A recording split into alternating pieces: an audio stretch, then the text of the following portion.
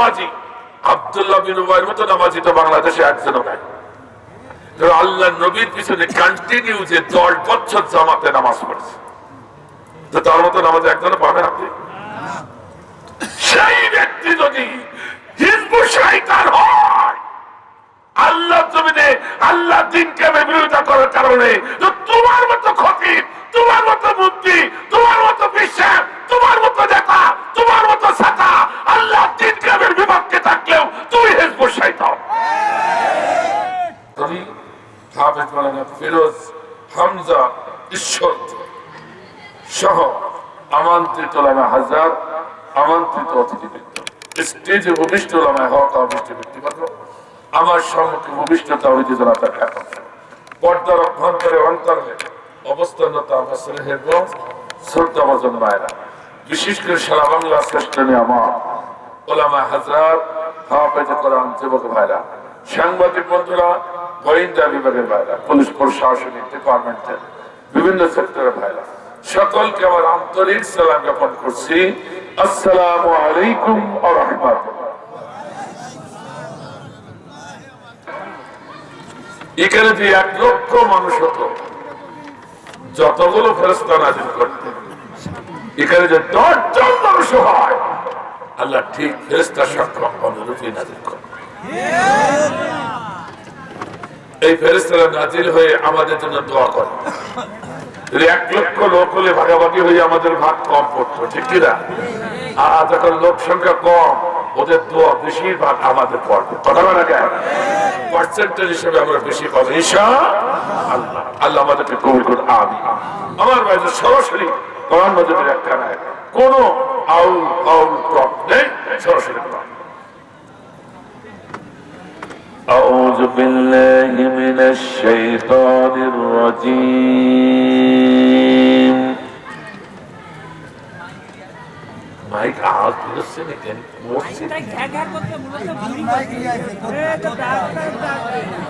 বিসমিল্লাহির রহমানির রহিম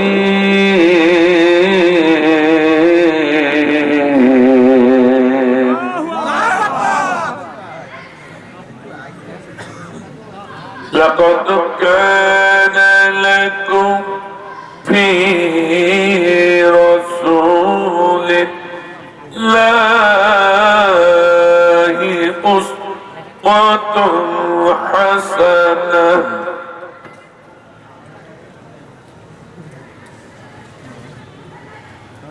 في رسول الله أسوة حسنة لمن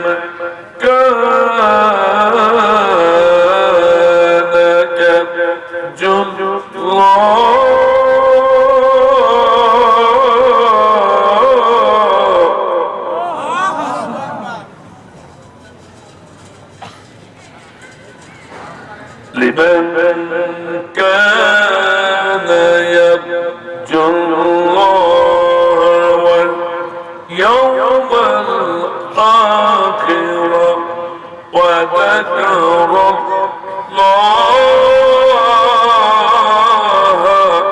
كثيرا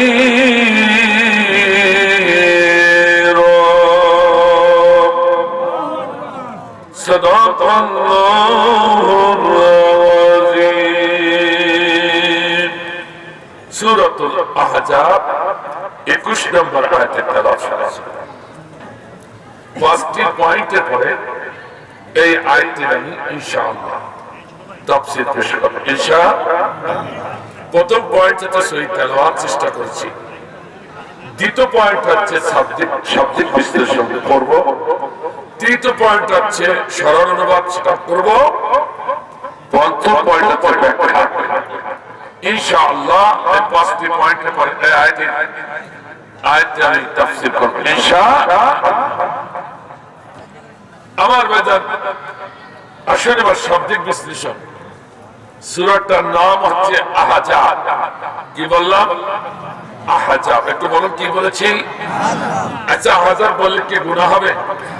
বরং আলিফ হা সা আলিফ বা 6টা হরফ আছে, আযাব যদি উচ্চারণ করেন আপনি খুলুসাতে সহিত 110 7টি সওয়াব আপনার আমার নামে লেখা হবে কমপক্ষে আর এর উপর 700 রয়েছে। আল্লাহু আকবার। এই যে সূরাটার নাম কি বললাম আমার জোরে বলুন আহজাব।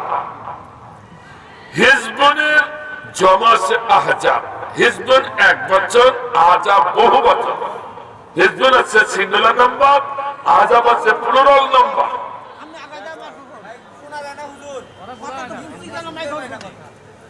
শুনতে পাচ্ছেন না?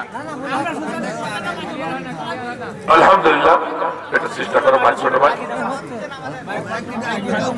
একটু চেষ্টা করো আমার ভাইজান। হিজবুন মানে দল। হিজবুন মানে কি? বাংলা বলেন কি? দল। আপনাদের কানগুলো আওয়াজ ভালো হয়েছে, আসছে না? হিজবুন মানে দল। এবার হচ্ছে যা হয় ওইটা আমি দিনের আর কি করা দরকার। হিজবুন মানে দল, আর আহজাব শব্দের অর্থ দল সমূহ। এর ভালো একটা অর্থ হলো ঐক্য জোট। কি জোট? স্পষ্ট হয়ে গেল আল্লাহ দলকে ভালোবাসেন। আল্লাহ যদি দলকে যদি ভালো না বাসবেন, একটি সূরার নাম কেন আহজাব দিলেন? কথা ঠিক আছে কিনা? একটু হ্যাঁ না বলতে কথা কি ঠিক আছে? আল্লাহ যদি দলকে ভালো না বাসবেন, তাহলে একটি সূরার নাম কেন আহজাব দিল, দল সমূহ দিল, ঐক্যজোট দিল, ঠিক কিনা? এখন ঐক্যজোট কেন দিল? ঐক্যজোট করতে হবে স্বৈরাচার হাসিনার সাথে নাকি? হ্যাঁ, আমরা ঐক্য করবো হাসিনার সাথে। কথা বলছেন, ওকে ভয় লাগছে নাকি? ঐক্য করতে হবে কাদের সাথে? আল্লাহতাসিমু বিহাবলিল্লাহি জামিআ ওয়ালা তাফাররাকু ফীহি। আল্লাহর জমিনে আল্লাহর দ্বীন যারা কায়েম করতে চায়, আল্লাহর আইন যারা কায়েম করতে চায়, খবরদার, তোমাদের মাসলাক বিভিন্ন থাকতে পারে, কিন্তু আল্লাহর দ্বীন কায়েমের ব্যাপারে, ইসলামের ব্যাপারে তোমাদেরকে সকলকেই ঐক্যমত পোষণ করে এক প্ল্যাটফর্মে থাকতে হবে। এ ঘোষণা কার? আরে জোরে কোন কার? আমরা যারা আল্লাহকে ভালোবাসি, রাসূলের আদর্শকে ভালোবাসি, আল্লাহর নবীর আদর্শ রাসূলের আইনের জমিনে প্রতিষ্ঠা হোক, আমরা যারা চাই, বিচ্ছিন্ন থাকলে তাদের কোন ইবাদত আল্লাহর দরবারে কবুল হবে না। তাদেরকে ঐক্য জোট করতে হবে, ঠিক না? এমনকি ঐক্য জোট হয়ে স্বৈরাচার সরকারের বিরুদ্ধে আন্দোলন সংগ্রাম, এবং স্বৈরাচার সরকারের যদি আবার নতুন করো ওদের দোষর যদি মাথা উঁচু করে, তাদের বিরুদ্ধে ঐক্য জোট হয়ে প্রতিহত করতে হবে, এমনকি জিহাদ ঘোষণা করতে হবে। এ ঘোষণা কার?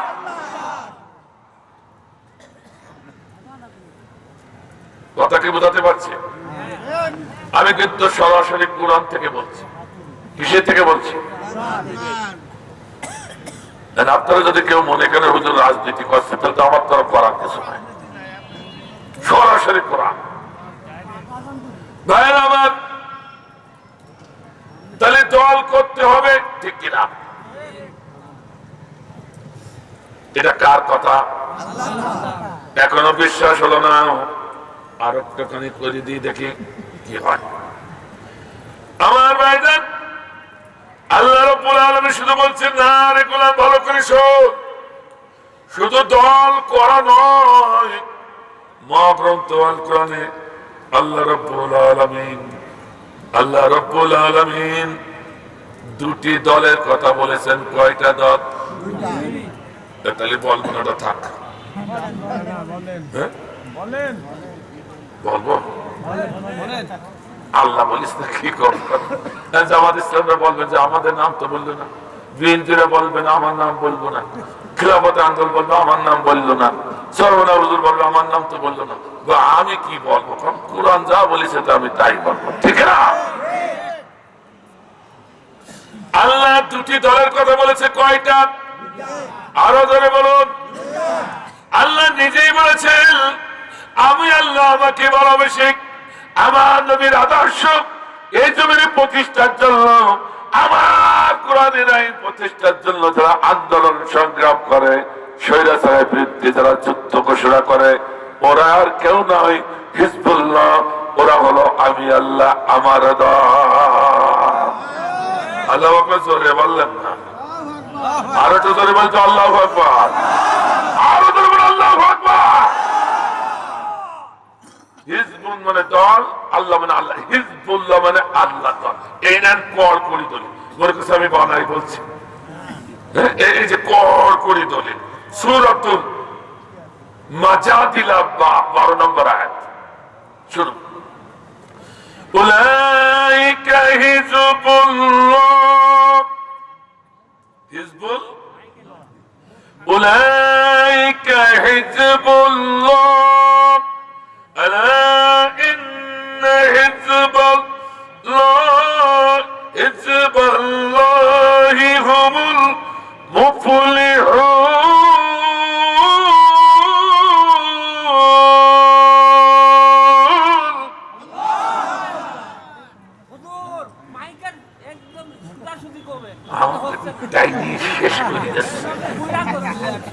মাইকও টানছে, আমও টানছে, এই টানাটানি করে যাতে দুর্বল। আগে তো একটু ভালো ছিল, নাড়ানাড়ি করতে দিয়ে আরো খারাপ।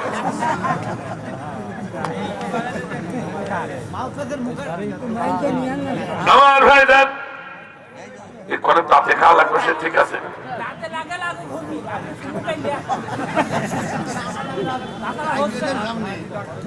আমার ভাই দেন আল্লাহ রাব্বুল আলামিন বলছেন, আমি আল্লাহ আমার আইন এই জমিনে প্রতিষ্ঠার আন্দোলন সংগ্রাম যারা করে,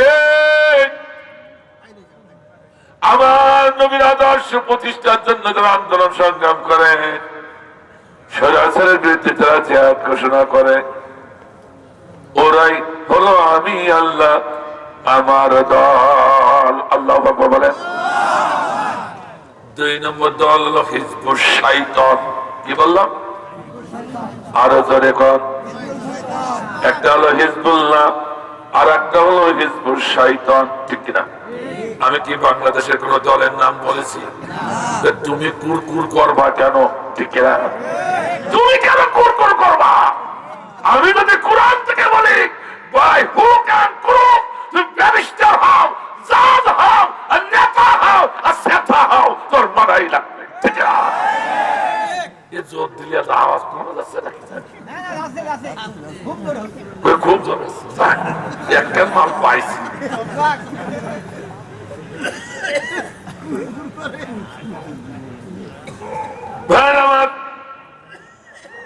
এবার হিজবুশ শয়তান খেলা শেষ সম্পর্ক আল্লাহ বলছে কড়কড়ি দলিল মাজাদিলা 19। উলাইকা হিজবুশ শাইতান আলা ইন্না হিজবাশ শাইতানি হুমুল খাসিরুন। আল্লাহ বলে, যারা আমি আল্লাহ আমার জমিনে আমার দিন কায়েম করতে চায় না, বরং যারা দিন কায়েমের আন্দোলন সংগ্রাম করে, রাতের আধারে ওদের ঠ্যাঙ্গে বাড়ি মারে, কথা কয় না, ওদের ঘুমে নেয়, কুড়াছে নেয়, আয়না ঘরে ঢোকায়, কথা কয় না কেন? আল্লাহ বলছে ভালো করে শোনো, ওরা যদি নামাজি হয়, রোজাদার হয়, হাজি হয়, খতিব হয়, মুফতি হয়, মুহাদ্দিস হয়, তা হোক কি যায়, ওরা কারা শোনো? ওরা হলো হিজবুশ শয়তান, শয়তানের দল। ঠিক আছে? বলুন তো, আব্দুল্লাহ বিন উবাই এত নামাজ পড়ে, রোজা রেখে, হাজ করে, বড় খতিব হয়ে, বড় মুফতি হয়ে, বড় মুহাদ্দিস হয়ে, বড় মুফাসসির হয়ে, সে কোন দলে ছিল? একটু জোরে কম, জোরে কম। হিজবুশ শয়তান। তোমার মতো আমার মতো একজন নামাজি, তোমার মতো আমার মতো একজন নামাজি, আব্দুল্লাহ বিন উবাইয়ের মতো নামাজি তো বাংলাদেশে একজনও নাই। আল্লাহ নবীর পিছনে কন্টিনিউ যে 10 বছর জামাতে নামাজ পড়ছে, তার মতো নামাজ একজনও পাবেন আপনি? সে সেই ব্যক্তি যদি হিজবুত শয়তান হয়, আল্লাহ জমিনে আল্লাহ দিনকে বিরোধিতা করার কারণে, তো তোমার মতো খতিব, তোমার মতো মুফতি, তোমার মতো বিশ্বাস, তোমার মতো নেতা, তোমার মতো ছাতা আল্লাহ দিনকে বিপক্ষে থাকলেও তুমি হিজবুত শয়তান। কোরআন যেভাবে বলেছে সেইভাবে বলে দিলাম, দেখেন কোনটা ওঠে।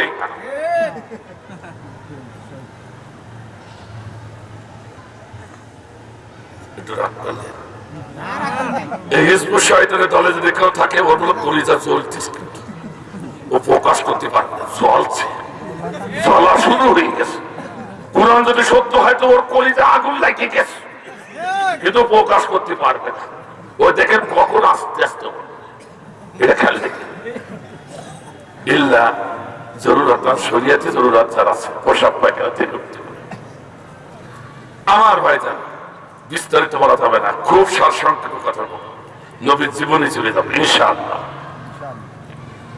তাহলে শাব্দিক বিশ্লেষণে কি পেলাম? আল্লাহ নিজেই দলকে পছন্দ করে, নিজেই নিজের দল ঘোষণা করেছে। কথা কয় না, কথা কয় না। তাহলে দল করা নফল, এত সময় লাগলো কেন? এত সময় লাগলো দল করা কি? আরো জোরে, আরো জোরে। কেন বলছে তো শুনিয়ে মরো। আজ বাংলাদেশে এখনো 5ই অগস্টের পরে, না কত, 5ই অগস্টের পরে এখনো কিছু হুজুর, কিছু নেতা, কিছু মুসলমান বলে ইসলাম খুব পবিত্র জিনিস, আর হুজুররা সেই ইসলামকে নিয়ে দলদারি করে ব্যবসা করছে। এই কথা কয় না, কথা কয় না। অথচ আল্লাহ নিজেই বলছে আমার দল হিজবুল্লাহ, ঠিক কিনা? আল্লাহ নিজেই দল করার কথা বলেছে, আর তুমি সেই আল্লাহর গোলাম হইলে কি করে বললে দল করা যাবে না, হারাম? ওটা হচ্ছে আসলে ধর্ম ব্যবসা, ওইটি, ঠিক কিনা? আমি কি বোঝাতে পেরেছি? স্পষ্ট হয়ে গেল কোরআন যে দল করা ফরজ। কোন দল? যে দল আছে হিজবুল্লাহ, আল্লাহ দল, ঠিক কিনা? কথা বলেন না? তাহলে এই দলের একজন নেতারও প্রয়োজন, ঠিক কিনা? নেতা আল্লাহ বলে দিয়েছে না, আমি বলবো, আল্লাহ বলছে আতিউল্লাহ ওয়া আতিউর রাসূল।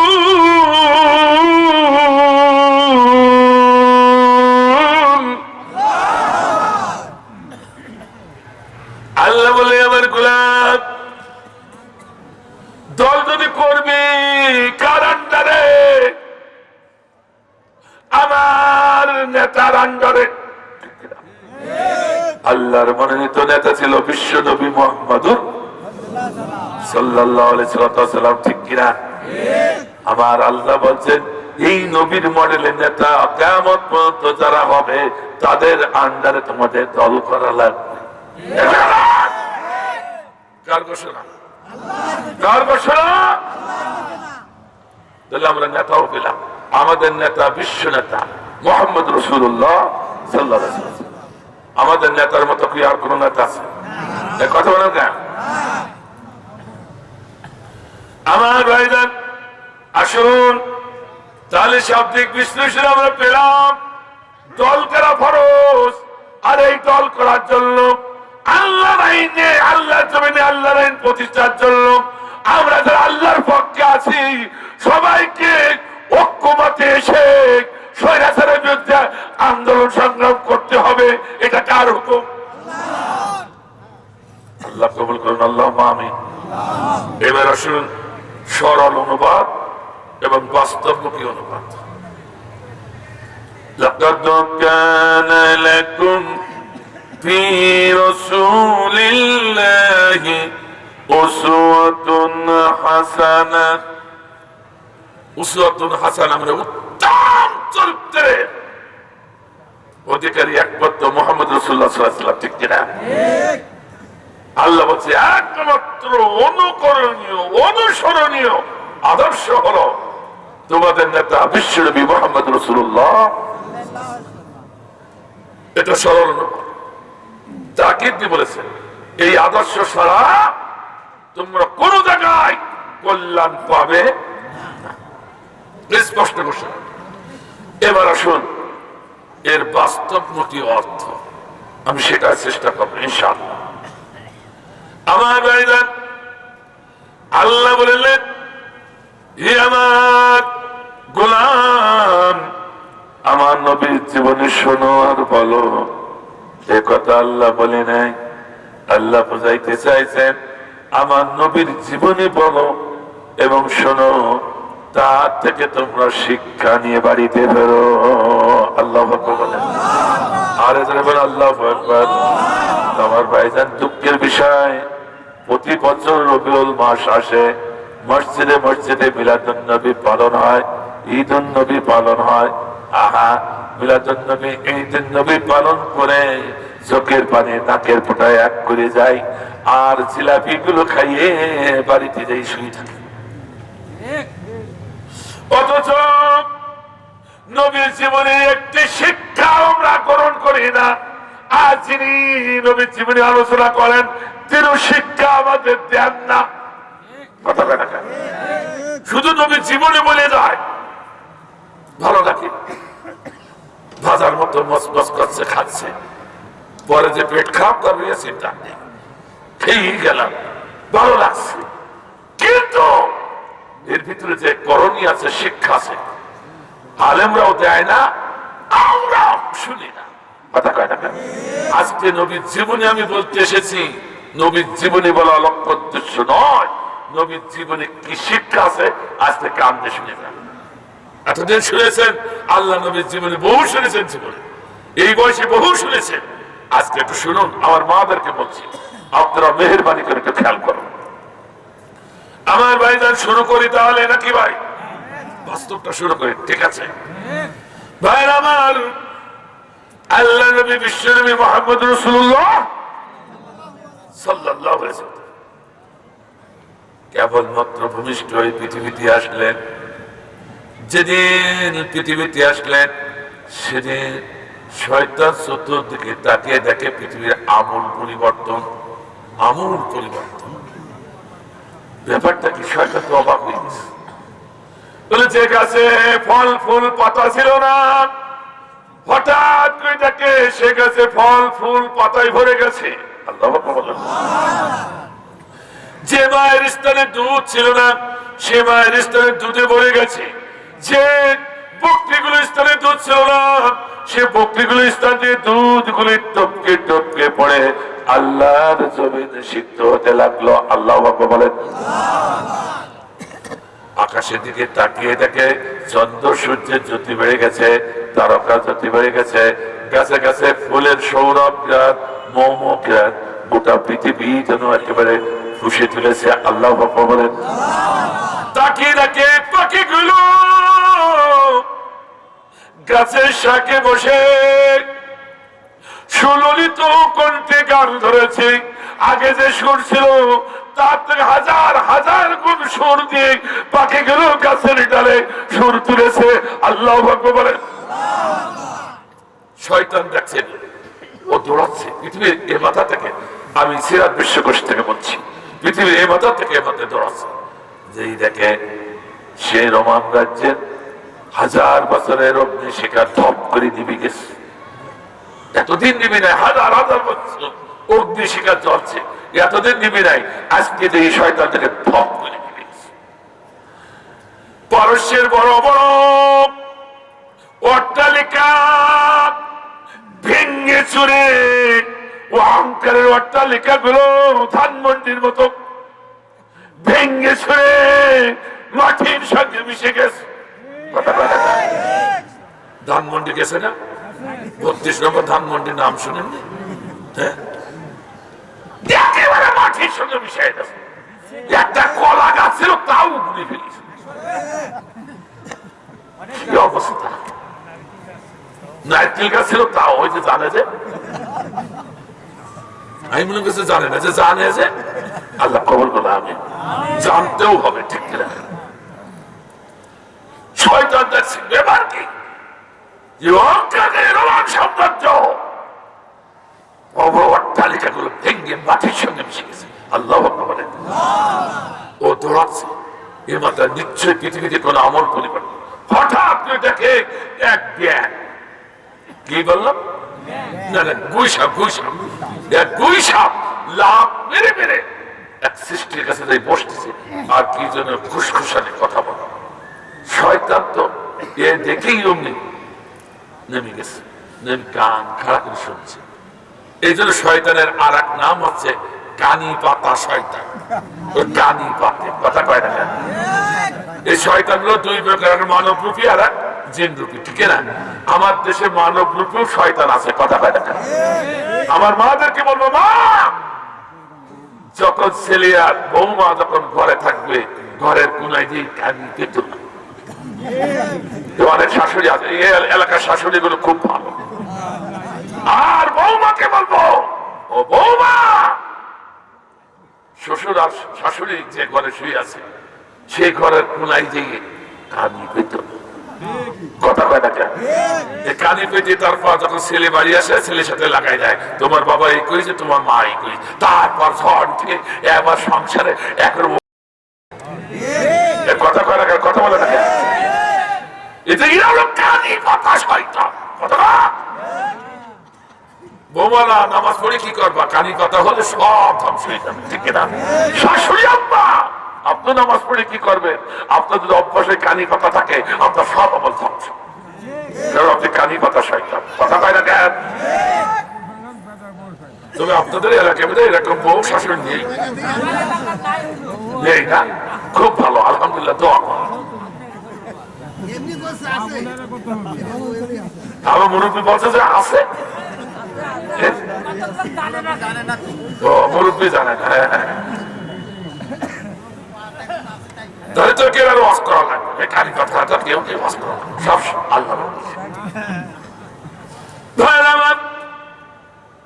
যেই না কানে পেতেছে শয়তান, অমনি শুনতে বলে গুইসাপ তার সৃষ্টি ভাই কেটে গে বলছে, সৃষ্টি ভাই দেখি শোনো না তো আখিরি জামানার নবী, বিশ্ব নবী মুহাম্মদ সাল্লাল্লাহু আলাইহি ওয়াসাল্লাম মা আমিনার গর্ভ থেকে এই মুহূর্তে ভূমিষ্ঠ হলো। সুবহানাল্লাহ, জোরে বললেন না? আর একটু জোরে। একটু না হিদায়াত না দিতে পারি না আমার ভাইজান, এই গুইসাপটাকে তাও একটু শোনার দরকার। আমার ভাইজান আপনার জেনে থাকবেন, মুসা কালিমুল্লাহ তিনি কি করলেন? তিনি আল্লাহর কাছ থেকে ওহী পাওয়ার জন্য তিনি যখন পাহাড়ে, আমার ভাইজান তার ভাই আরুনকে দায়িত্ব দিয়ে গেল, তুমি একটু দেখাশোনা করো, আমি একটু আল্লাহর গবেষণায় পড়বো, আরাধনায় পড়বো পাহাড়ে যায়।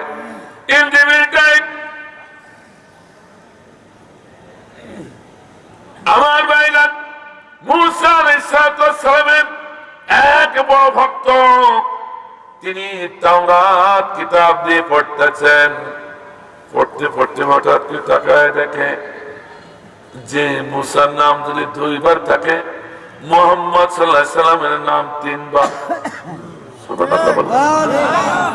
তাওরাত কিতাবে, কোন কিতাবে? তাওরাত।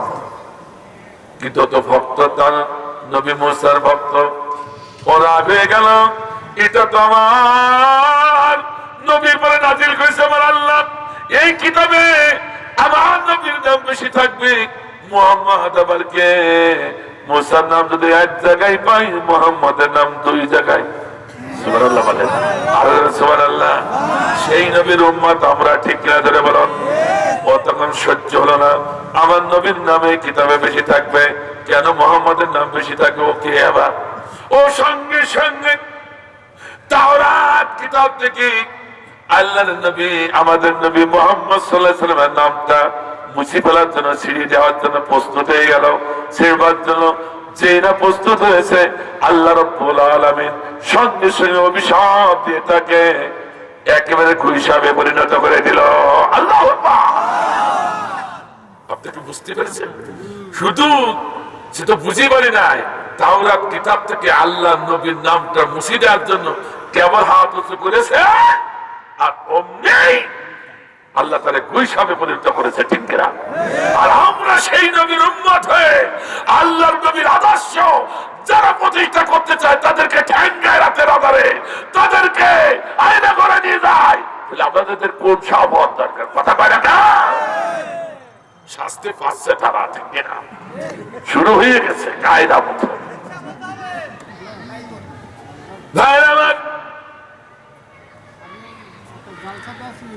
এবার কি হলো?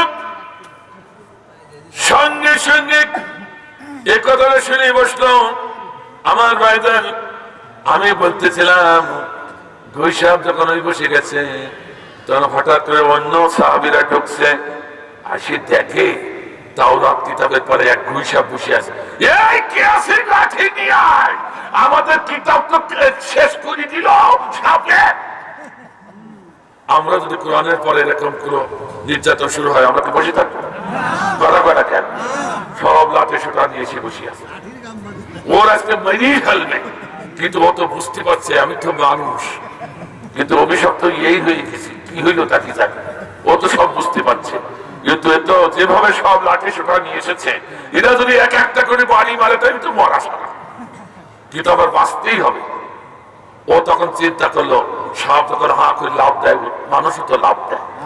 কথা কয় না কেন?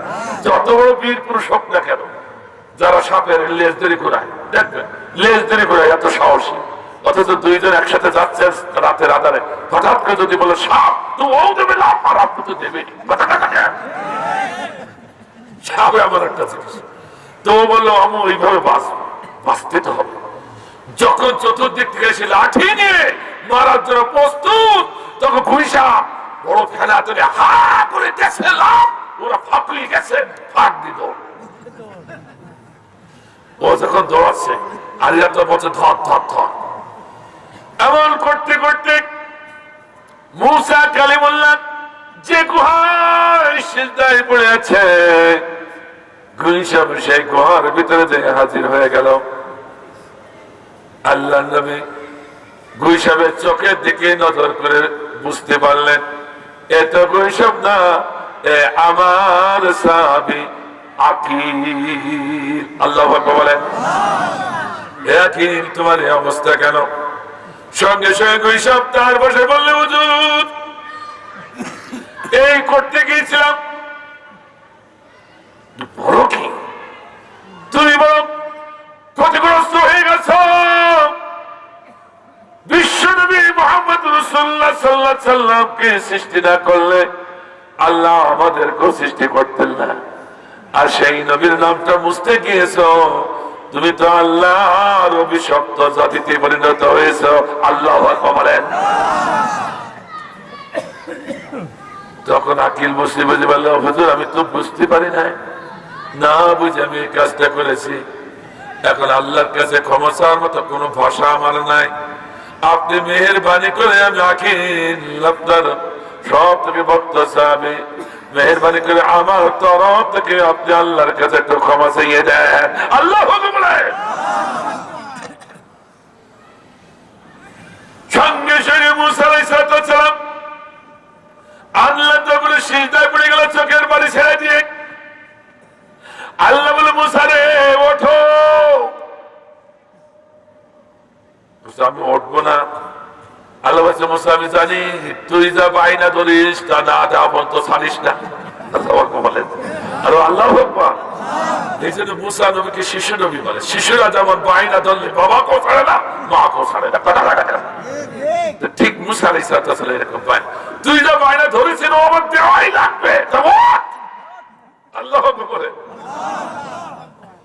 বলে আমি ক্ষমা করতে পারি, শর্ত একখানা। তা বলেন ওকে আমি একবারে শেষ নবীর জীবন পর্যন্ত আমি হায়াত দান করে দিলাম। সুবহানাল্লাহ বললেন। তো আর ওর ভালো সবাই তো বাঁচতে চায়, কেউ কোনো মরতে চায় না। কথা কথা কেন? আমার এখানে যারা 60 বছরের আছে, 70 বছর আছে, তাও বলবে আমি অনেকদিন বাঁচব। আমার সভাপতি সাহেব এখনো বলবে এই এখন আমি অনেকদিন বাঁচব। কথা কয় না কেন? কেউ বলতে চায় না। আল্লাহ তোরে তোরে ভালো করলে না,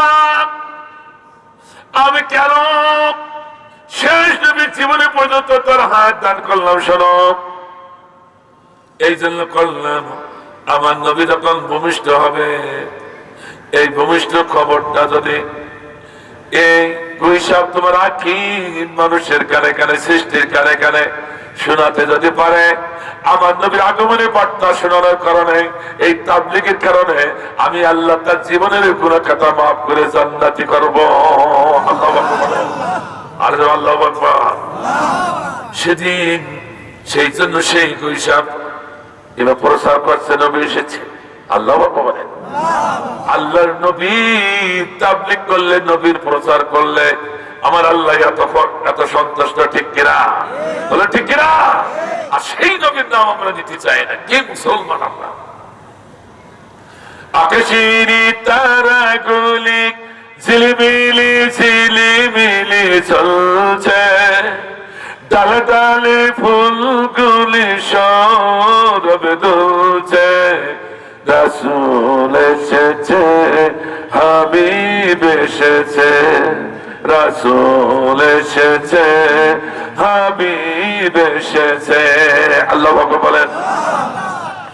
আরব দেশে কাবার পাশে মানবের সেরা মানব এসেছে, আমিনার কোলে চন্দ্র দোলে, ডালে ডালে পাখি সব গান ধরেছে, হুজুর এসেছে, হাবিব এসেছে, হুজুর এসেছে, হাবিব এসেছে, রাসূল এসেছে, হাবিব এসেছে, হুজুর এসেছে, হাবিব এসেছে। সিল্লাবিল মারহাবা, আরে মারহাবা। যে নবীর নাম প্রচার করলে একজন পবিত্র তার সব গুনাহ মাফ করে দিয়ে জান্নাতে যেতে পারে, সেই নবীর আলোচনা শুনলেও তো জান্নাতে হওয়া যাবে, ঠিক কিনা? সেই নবীর আলোচনা শুনতে রাজি আছে তো? কারা কারা রাজি? তো হাত আল্লাহ তোমার ওঠা একটা তাকবীর, লিল্লাহি তাকবীর, লিল্লাহি তাকবীর। আল কোরআনের আলো, তোমার নেতা আমার নেতা, কোরআন আছে যেখানে, কোরআন নাই যেখানে।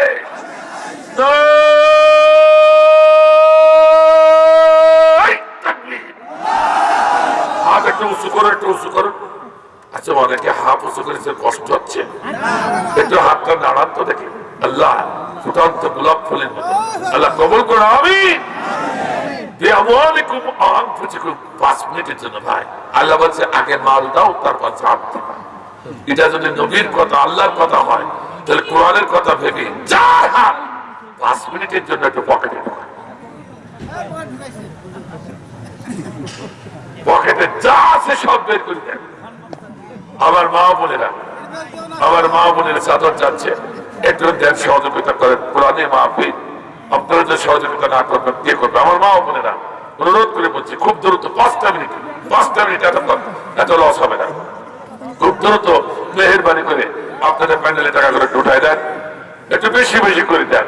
পকেটে যা আছে সব দিয়ে দেন। তো সিগারেট আর গ্যাস লাইট থাকলে ওগুলো বাইক করে না, থাক।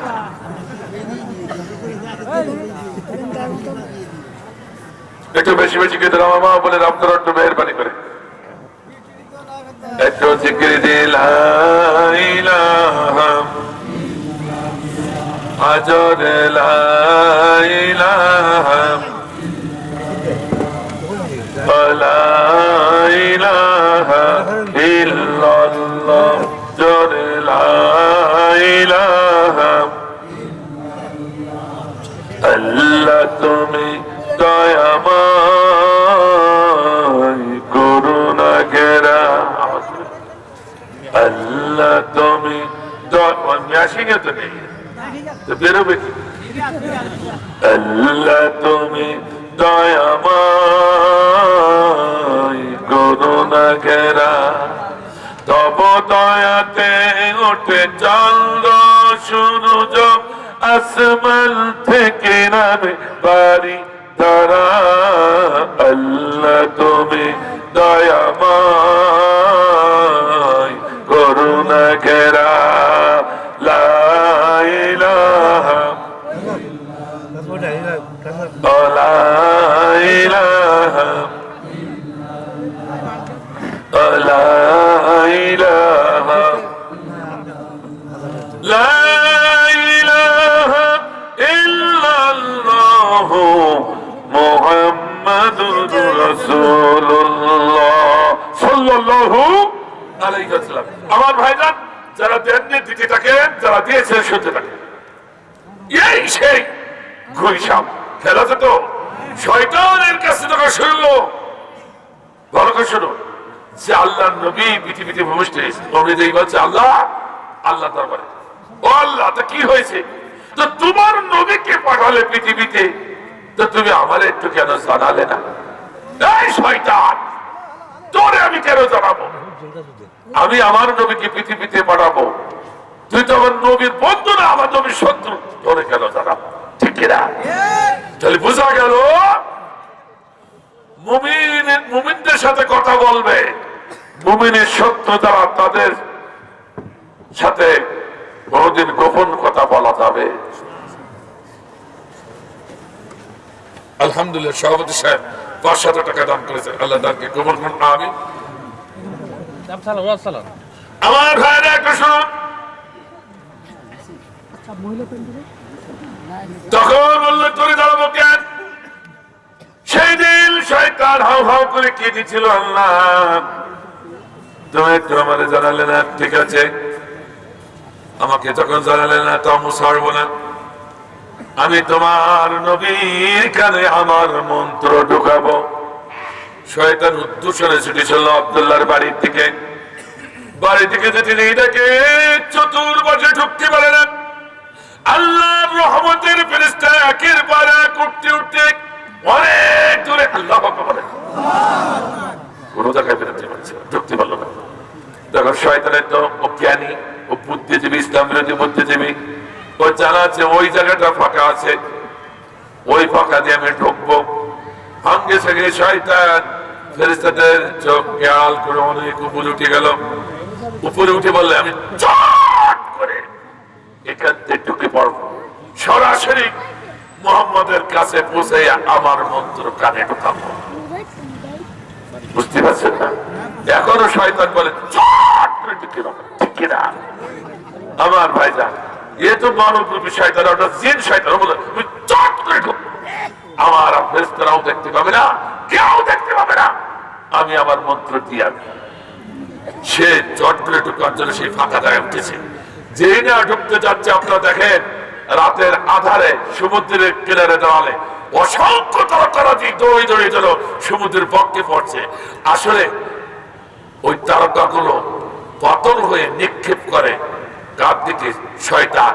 শয়তান আকাশে কেনারাই যে কান পাতায়, কানি কথা তো আল্লাহর ফেরেশতাদের কথা শুনে লাগাবে, কথা কয় না কেন?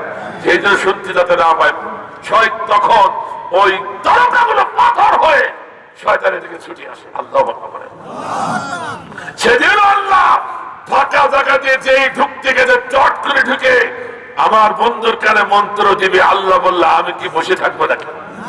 যেই চট করে ঢুকতে গেছে, অমনি তারকাবাজি আসমানকে খসে খসে পাথরের মতো হয়ে একবার শয়তানের পিঠে যখন পড়তে লাগলো, শয়তান তখন দেখলো জান বাঁচা।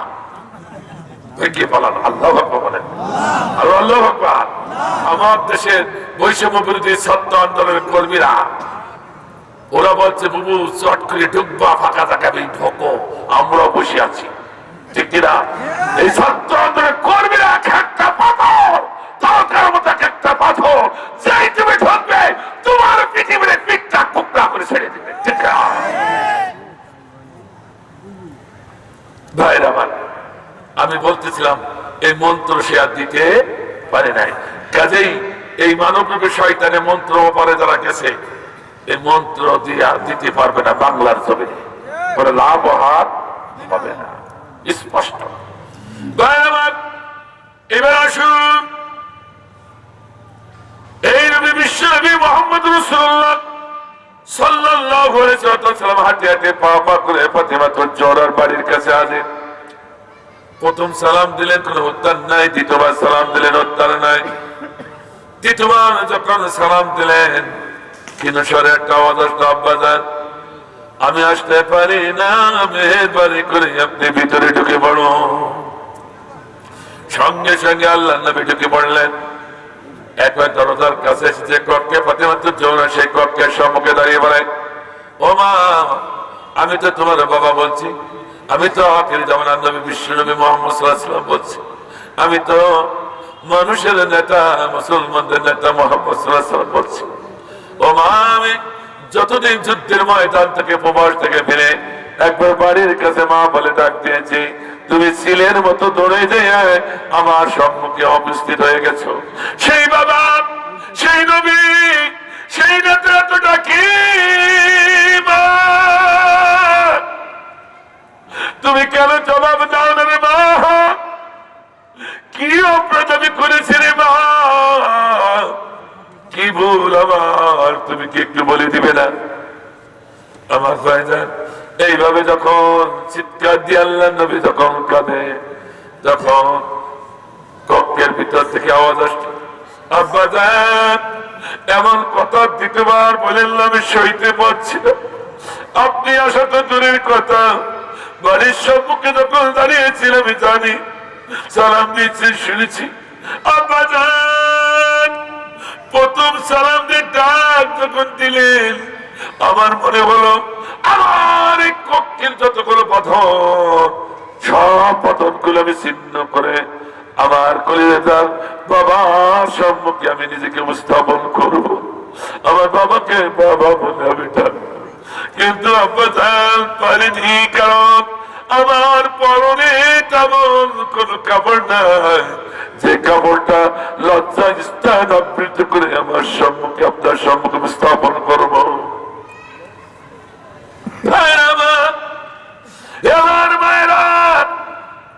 আপনাদের খাতুনে জান্নাত অর্থাৎ বেহেশতের আয়ের সর্দার যিনি হবেন, তিনি হলেন ফাতেমাতুল জোহরা।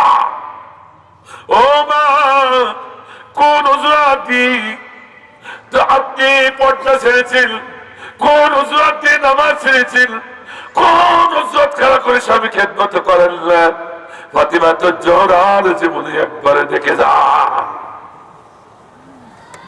আমার ভাইরা এইভাবে যখন ফাতেমাতুল জোহরা কেঁদে উঠলেন, আল্লাহ নবী সহ্য করতে না পেরে রুমাল মোবারক ছিল কানে, রুমালটা উচ্চ করে দরজার উপরে ভিতরে ছেলে দিয়ে বলল, ও মা তাড়াতাড়ি এই কাপড়টা পরিধান করে আমার সম্মুখে নিজেকে সাক্ষাৎ দাও, তোমাকে এক নজর আমি মুহাম্মদ না দেখে থাকতে পারি না। সঙ্গে সঙ্গে ফাতেমাতুল জোহরা বাবার রুমাল মোবারকটা পরিধান করে লজ্জা স্থান আবৃত করে বাবার সম্মুখে যখন হাজিরা দিল, ফাতেমাতুল জোহরার চোখ দিয়ে তখন টপ টপ করে পানি ঝরিয়ে ঝরিয়ে পড়ছে জমিনে। আমার ভাইজান, বাবা সম্মুখে সন্তানের এই অবস্থা দেখে কোনো বাবা ঠিক থাকতে পারে না। আমার আল্লাহ বললেন, ও মা, তোমার এই বিহার অবস্থা কে করলো? কে আঘাত দিল তোমার? বড় বড় তোমার চোখ দিয়ে তো পানি ঝরে, কি এমন আঘাত দিল? কে দিল বলো, আমি তাকে দেখতে চাই। ফাতেমাতুল জোহরা কেঁদে বললেন, আব্বাজান কেউ মন কষ্ট দেয় নাই, আমি আজ 3 দিন লাগে কক্ষে, সেজন্য আমি কাঁদি না। আপনার জামাতা 3 দিন চলে গেছে খাদ্য অন্বেষণে, এখনো ফিরে নাই, সেজন্য আমি কাঁদি না, কারণ আমি বুঝে ফেলেছি আপনার জামাতা খাদ্য পায় নাই, তাই তো বাড়িতে ফিরে নাই। আহা, তাহলে কেন কাঁদো?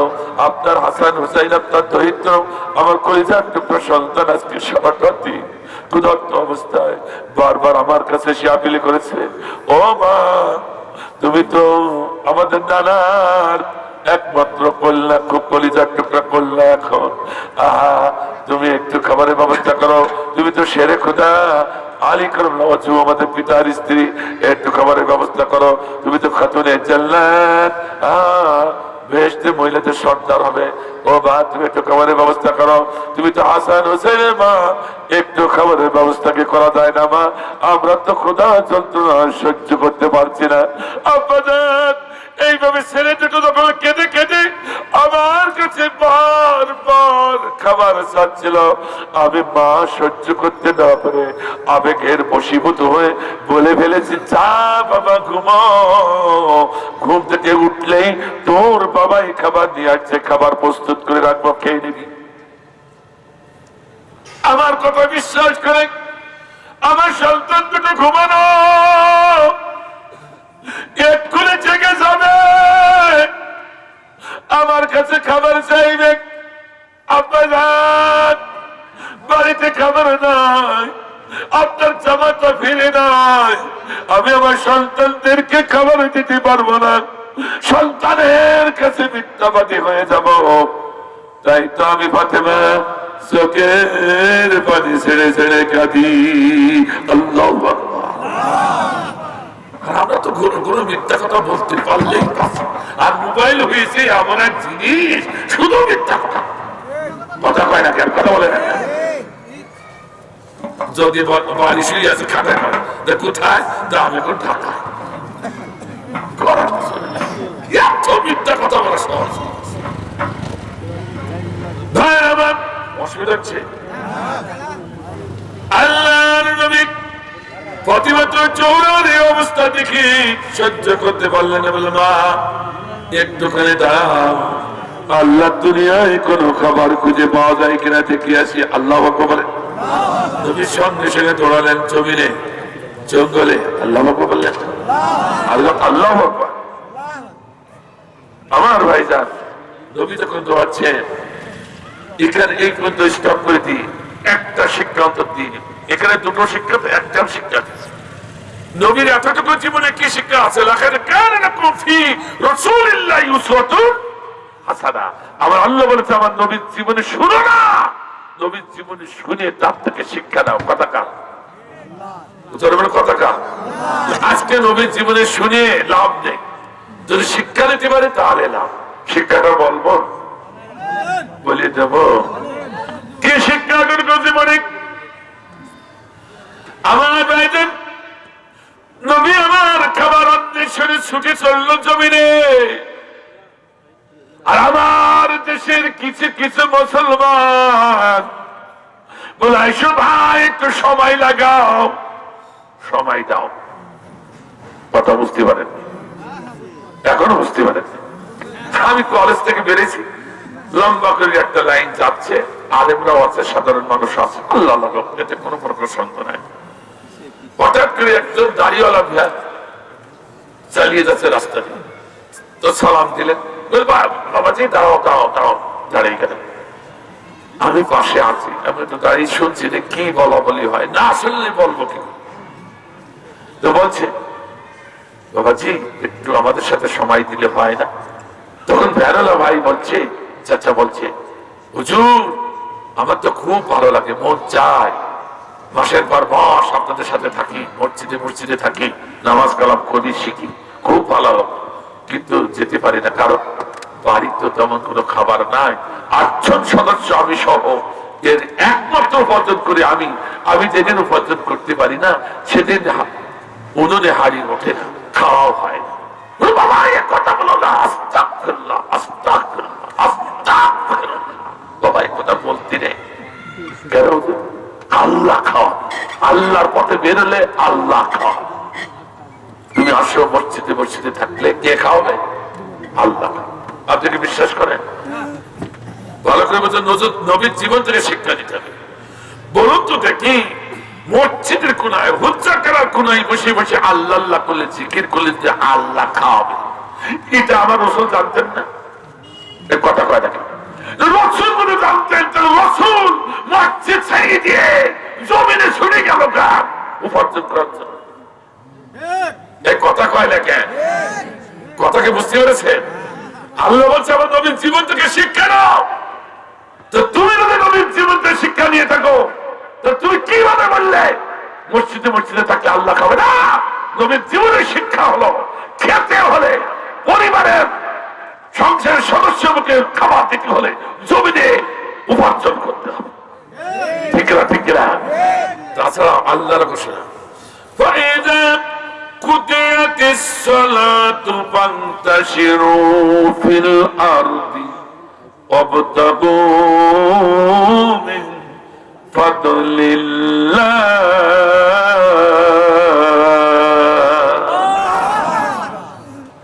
আল্লাহ বলে ফরজ নামাজ আদায় করার পর ঘরের কোনায়, হুজুরের কোনায়, মসজিদে কোনায় বসে থেকো না, হালাল জীবন নশরের জমিনে ছড়িয়ে পড়ো। কথা কান, আরো জনে কথা কান। এই জন্য আল্লাহর নবী জানেন, আল্লাহর হুকুম মানেন, ঠিক কিনা? কিন্তু মসজিদে কোনায়, হুজুরের কোনায় খাবার তালাশ করে নেয়, আল্লাহর কথা মতো হালাল রুটি আর এক ফরজ আদায় করার জন্য জমিনে ছড়িয়ে পড়লেন, ঠিক কিনা?